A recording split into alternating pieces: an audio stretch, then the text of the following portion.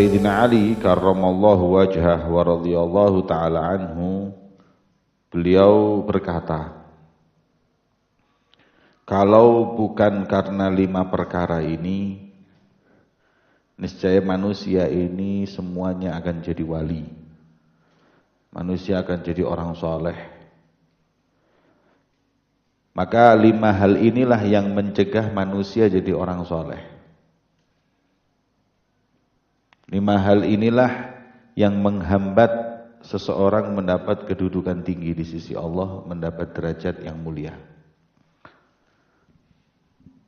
Apa 5 hal tersebut? Yang pertama, al-qana'atu bil jahli. Merasa puas dengan minimnya ilmu.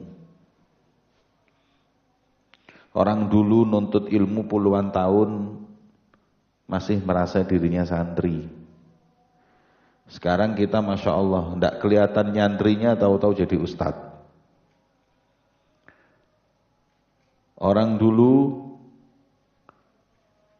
sampai umur 60 tahun masih pegang ballpoint, nyatet fawaid, nulis faedah ilmu. Ma'al mahbarah ilal makbarah. Imam Malik ketika ditanya, beliau berkata, dengan pena ini aku sampai kuburan. Seperti itulah yang membuat mereka kedudukannya tinggi. Sekarang kita tidak, qanaah, merasa puas, merasa cukup dengan sedikitnya ilmu, apalagi dengan kebodohan. Ya.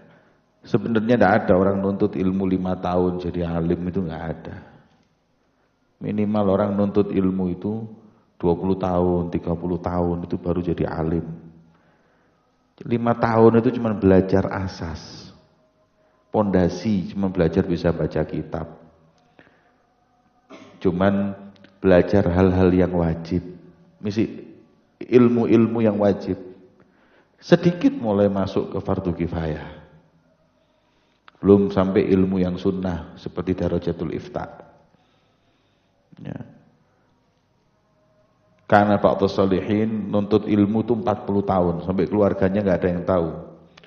Seperti Syekh Pak Fadl yang ada di Tarim itu belajar nuntut ilmu ke Irak 40 tahun sampai keluarganya menyangka dia ini sudah mati. Setelah pulang baru jadi ulama.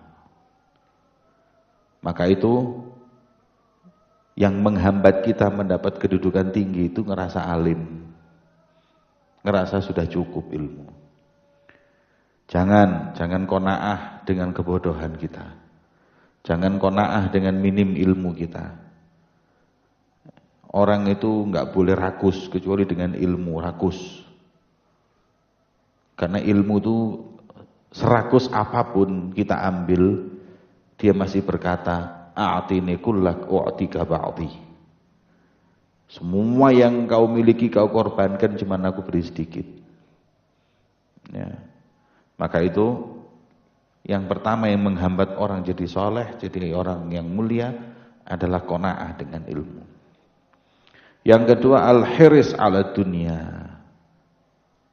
Cinta dunia, rakus dengan dunia. Karena memang dunia inilah sebab dari semua kemaksiatan. Hubbud dunya ra'su kulli khati'ah wa manzilati ras fil jasad.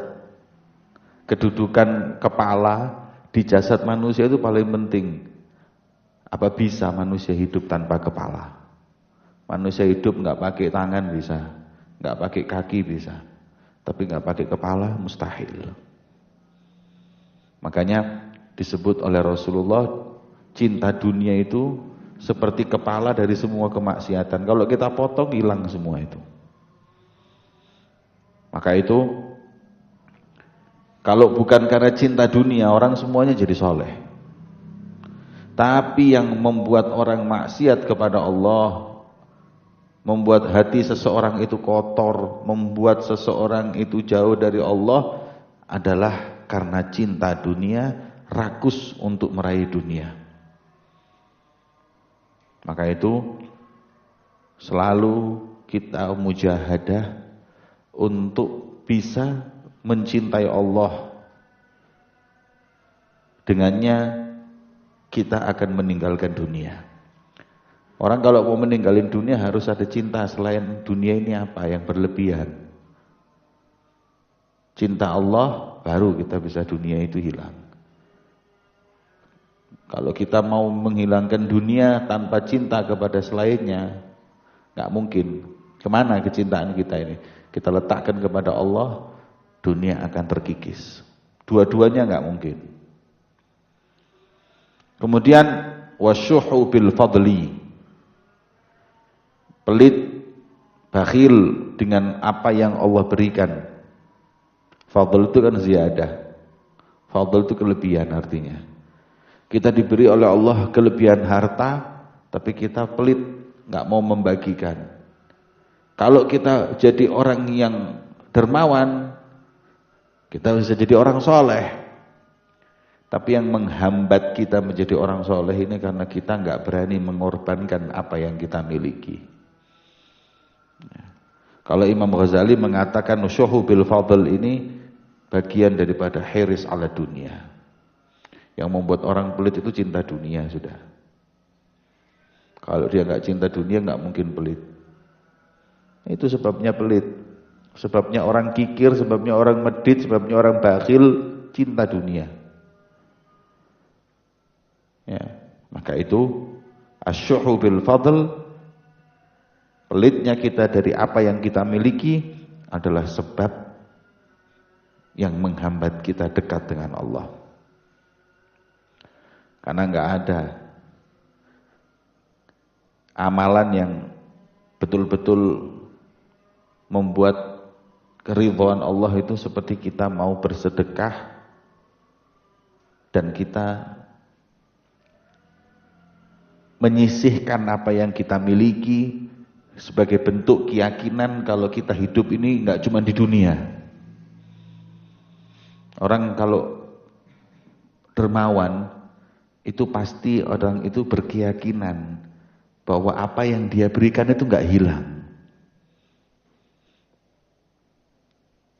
Orang yang pelit itu karena dia berkeyakinan kalau yang diberikan hilang.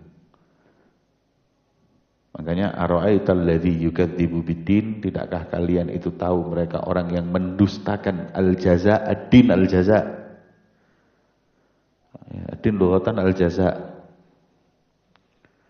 Orang yang mendustaikan hari pembalasan, yaitu wadzalikal ladzi yad'ul yatim wa la yahuddu 'ala ta'amil miskin, enggak mau berbagi dengan orang yatim, enggak mau menyisihkan hartanya untuk orang miskin, enggak mau ini, enggak mau. Kenapa? Karena mereka memang enggak yakin kalau ada kehidupan setelah kehidupan ini.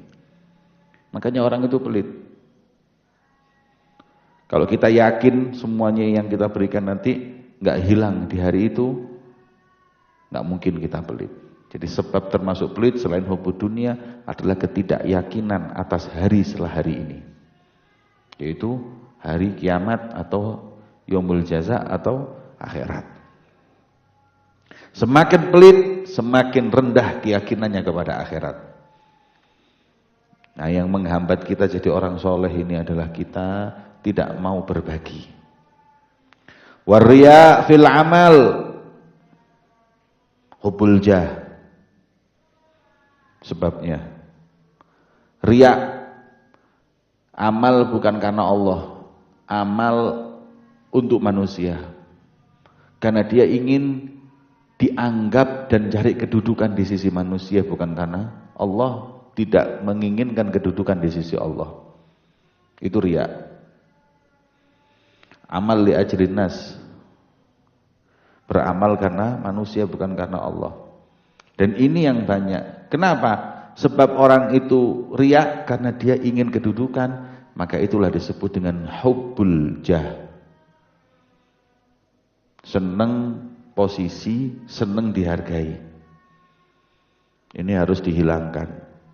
Suka dihargai orang, senang diangkat, senang dipuji.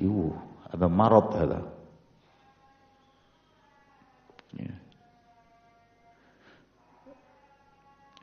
Habib Umar pernah berkata, akhir ma yakhruj min qalbi siddiqin hubbul jah. Jadi kalau orang itu diangkat kedudukannya Allah di sisi Allah, itu cinta uang diambil, ini diambil. Terakhir penyakit hati yang keluar dari hatinya Siddiqin setelahnya sudah kedudukannya sempurna adalah hubbul manzilah, hubbul jah. Ya, jadi kalau ada orang bilang, ana ndak suka, ana ndak ini, ente sudah Siddiqin apa? Ada walaupun mungkin sedikit.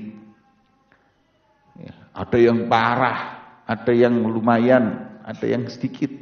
Sedikit itu akhir keluarnya kalau dia sudah Siddiqiyatul Kubro. Maka itu jangan dianggap enteng. Jangan merasa hubbul jah ini nggak ada sama saya itu, nggak. Ya, ada di kita ini ada. Terus gimana? Yang penting kita tahu dulu kalau itu ada. Baru kita mujahadah. Tapi kalau kita ini sudah merasa nggak ada, ya repot. Gimana mau ngilangin? Oh ini ananda, oh ini ananda. Semuanya diingkari. Ya nggak bisa sembuh. Orang dokter tuh kalau mau mengobati itu harus tahu dulu yang mana yang sakit, baru diobati. Nggak tahu mana yang sakit mau diobati apanya. Makanya penyakit di hati kita ini diantaranya hubbul jah, hubbul manzilah, seneng dapat posesi.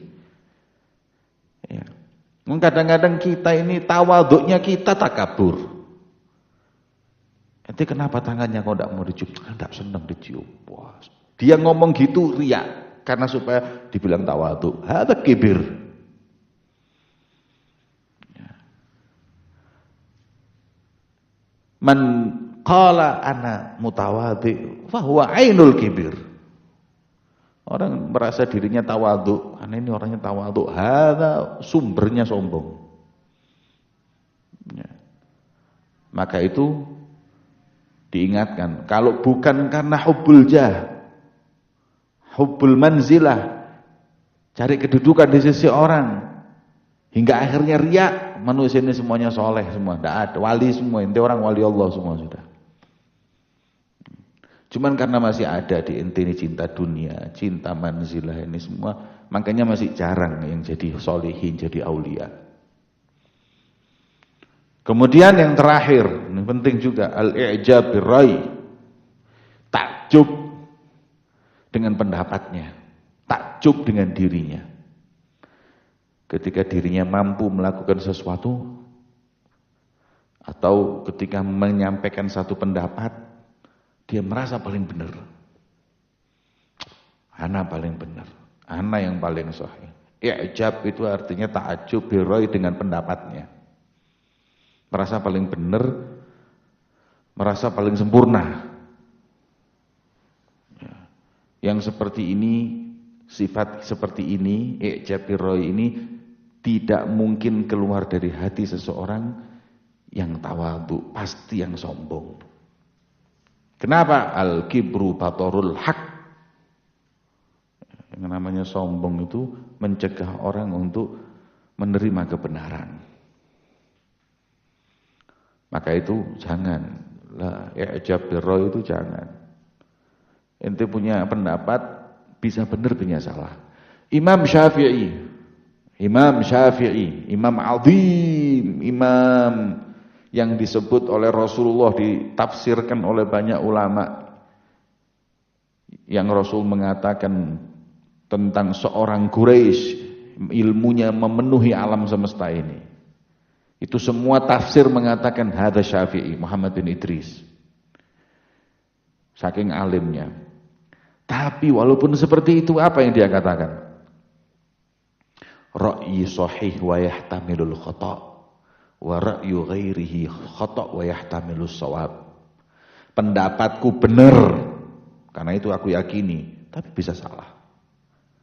Pendapat orang lain menurutku salah, tapi bisa benar. Tuh lihat, kurang alim apa beliau.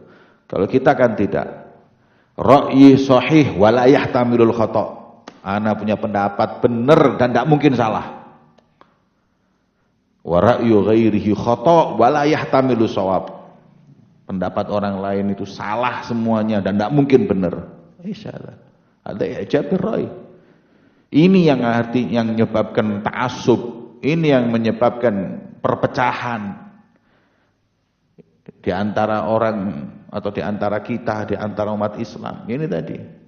Ijabir ra'i. Setiap orang merasa yang paling benar, yang paling kenal Allah, paling kenal Rasul, paling faham keinginan Allah, keinginan Rasul. Seakan-akan pendapatnya dia ini semuanya maksum, nggak ada yang salah. Imam Malik, Imam Darul Hijrah, ini kurang alim apa ini? La yufti ahadun fil Madinah wa Malik fil Madinah. Tak boleh ada yang berfatwa di Madinah kalau Imam Malik di Madinah. Imam Darul Hijrah, gurunya Imam Syafi'i. Kurang apa ini alimnya Imam Malik? Sak alimnya, sak solehnya, sak tawadhu, semuanya sudah dapat. Wa adab di atas adab yang ada di bayangan kita. Setiap ngajar selesai ngajarnya di Madinah, di sebelah kuburan Hujrah Syarifah. Rumah Rasul yang di situ kuburan Rasulullah namanya Hujrah Syarifah. Apa kata beliau? Kullu radin wa mardudin ilaih. Setiap orang punya pendapat yang bisa menolak dan bisa ditolak.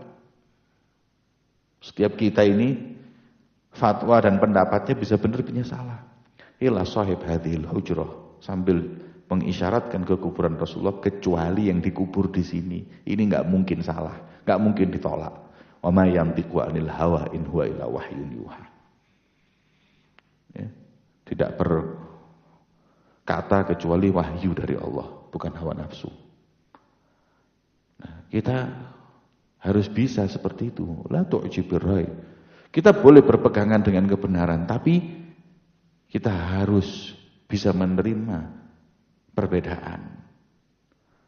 Ya, dia mungkin bisa benar, kecuali kalau sudah memang yukhalif nas yang thubutud dalalah atau qat'iyatid dalalah, yang sudah ijma', baru tidak bisa kita terima. Kayak adanya Nabi setelah Rasulullah, tidak mungkin. Quran mengatakan khataman nabiyyin, sudah. Khamr haram, ini haram, zina haram, sudah tidak perlu dibahas. Sudah jelas. Selain daripada itu beda pendapat. Ya. Ini kalau kertas itu segini, yang dikasih titik-titik, banyak ribuan jutaan. Dari semua titik tadi itu, ada beberapa titik yang disepakati.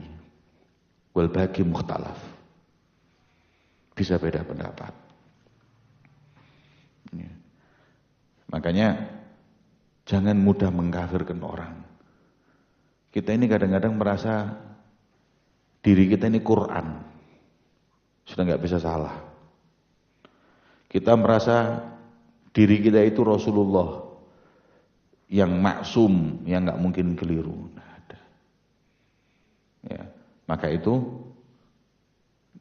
biasakan untuk menerima pendapat orang, walaupun beda dengan pendapat kita, dan bukan berarti terus kita mudah berbeda pendapat, mudah untuk menerima pendapat dan berubah, tidak.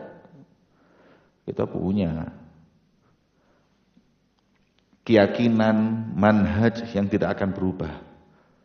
Tapi bukan berarti kemudian kita menyalahkan yang lain atau menganggap rendah yang lain, kecuali sudah benar-benar melanggar syariat. Maka itu, kalau bukan sifat 5 ini, ente orang wali semua. Jadi penyakit ini berarti, kata Sayyidina Ali, ini semuanya ada sama kita. Jangan menolak, ini penyakit kita semua ini. Lu ana Ustaz sudah tak, ini ada sama ente, kalau tidak ada ente sudah wali ente. Ya. Sudah. Enak ini Sayyidina Ali ini, tegas sudah. Ini semua sifat 5 ini semuanya sama ente ada ini.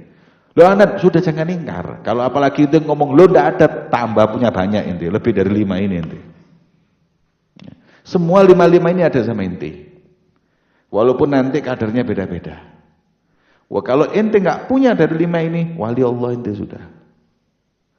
Ya yang menghambat orang jadi wali ya 5 ini. Makanya kalau ente pengen jadi wali, jangan punya 5 hal ini. Sudah tahu ente. Sekarang penyakit ini harus diobati. Ya. Selain itu kita harus tahu, ya, seperti apa syuh bil fadl kayak tadi itu pelit. Pelit ini ngobatinya gimana? Ente buka kitab Ihya Ulumuddin. Riya ini ngobatinya gimana? Ente buka Ihya. Ihya itu masya Allah obat. Obat dari penyakit. Dan ente dikasih tahu, orang bisa penyakitan seperti ini tuh karena ini. Kayak tadi itu, ya, syuh itu sebabnya hubud dunia. Kemudian riya sebabnya hubul jah. Ini semuanya harus tahu, dipelajari penyakit ini. Oh, terus ngobatinya bagaimana? Harus begini, ngobatinya harus begini. Oh, itulah pentingnya kita belajar kitab tasawuf supaya bisa membersihkan hati kita dan Allah mengangkat derajat kita di dunia dan akhirat. Wallahu a'lam bishawab.